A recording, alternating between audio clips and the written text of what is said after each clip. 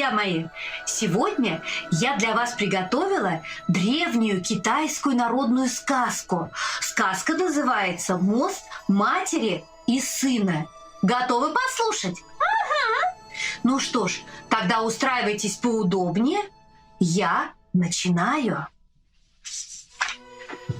Когда-то в деревне Пензевей жила старая женщина со своим сыном по имени Паньвань.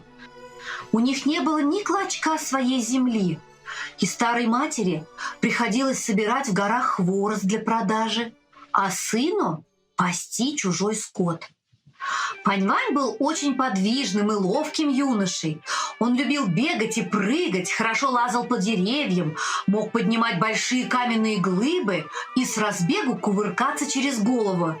И поэтому он был здоровым и крепким. Вот как-то раз, когда он пас стадо, два быка начали бодаться. Глаза у них налились кровью, они нагнули головы, ударили друг друга рогами и сцепились. Да так, что и разойтись не могли. Паньвань подбежал, схватил обоих дручунов за рога и отбросил их друг от друга на несколько саженей. У быков при этом даже рога погнулись. Такая сила была у Паньваня. А юноша взглянул на тяжело дышавших быков и сказал: «Еще станете драться, совсем во врага обломаю». Близ Пензевей протекала небольшая река, а через нее был перекинут красивый каменный мост, на котором стояла беседка. Снизу мост подпирали 5 каменных столбов. Крепкий был мост. Но когда дули сильные зимние ветры, вода в реке прибывала от мчавшихся с гор потоков и начинала подмывать каменные столбы. Случалось это каждый год. Но мост до поры до времени стоял прочно. А вот однажды, в холодный зимний день, северный ветер бушевал особенно свирепо. Каждый его порыв с корнями вырывал большие деревья. Паньвань гнал свое стадо через каменный мост. Мост дрожал и качался, словно он был сделан из бамбука. Юноша посмотрел вниз. Ай-я! Один каменный столб уже повалился, да и сам мост вот-вот мог рухнуть. Плохо пришлось бы жителям деревушки, если бы это случилось, ведь через мост проходила главная дорога города. А вновь построить такой мост, да с беседкой, дело непростое. Недолго думая, Паньвань засучил штаны и пу-пум прыгнул с моста в воду. Эй, да чего же холодная вода!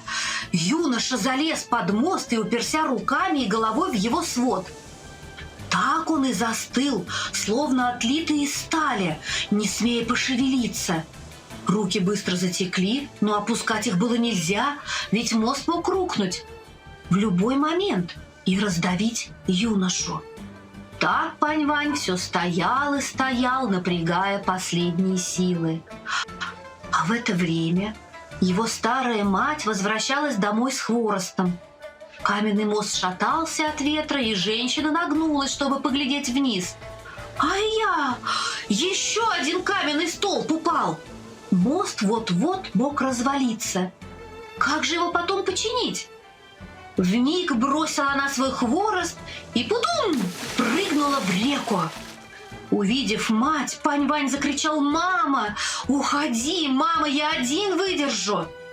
Поняла мать, что сын уже давно стоит здесь, и сказала с любовью: «Нет, сынок, тебе одному не удержать, мост уже шатается, я помогу тебе». И она уперлась головой и руками в свод моста. Вот теперь они стояли вдвоем, мать и сын, друг против друга в ледяной воде, и поддерживали мост. Прошло несколько дней. Мимо проплывал рыбак и заметил под мостом 2 каменных столба, похожих на людей. Он пригляделся и увидел, что это стоят Паньвань и его мама. Они превратились в каменные столбы и прочно подпирали мост. Рыбак побежал в деревню и созвал народ. Люди смотрели на каменных героев, и слезы катились у них из глаз.